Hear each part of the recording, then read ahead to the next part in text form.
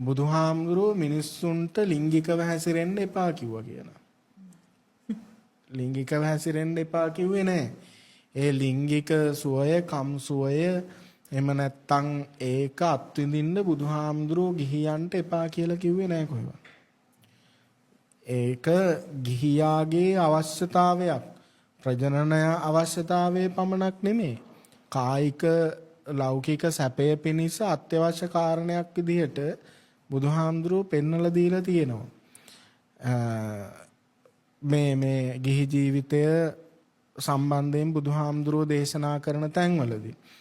එතකොට මේ කාමේසු මිච්ඡාචාරා කියන එක තේරුම් ගන්න අපිට පොඩ්ඩක් ගියාම එතනදී අපි කියනවා sexual misconduct. ඒ කියන්නේ කාමය මේ වගේදී ලිංගිකත්වයේ තුල ලිංගික සුවය තුල වැරදි විදිහට හැසිරෙන එක. මොකද්ද මේ වැරදි විදිහට හැසිරෙනවා කියන්නේ? එතකොට වැරදි විදිහට හැසිරෙනවා නම් හරි විදිහට හැසිරෙන්නේ කොහොමද? මේක තමයි වැදගත් දේ. කියන්නේ බුදුදහමේ පංචශීලය තුල දැක්වෙන මේ කාමේසු මිච්ඡාචාරා කියන ශික්ෂාපදයෙන් යෝජනා කරන්නෙම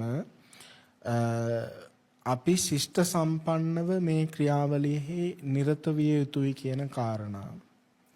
දැන් මේකට ලිංගික ක්‍රියාව විතරක් නෙමෙයි බලපාන්නේ. ලිංගිකත්වයේ සම්බන්ධ ඒ සමස්තය දැන් අපි ස්ත්‍රී දූෂණය කියලා කතා කරනවා. ළමා අපයෝජන කියලා කතා කරනවා. ඊට පස්සේ මේ හැම දෙයක්ම ආවරණය කරන්න තමයි බුදුහාමුදුරුවෝ මේ වගේ කියන්නේ ලිංගිකය මේ ආශාව කියන එක නැති මිනිස්සෙක් නැහෙනි.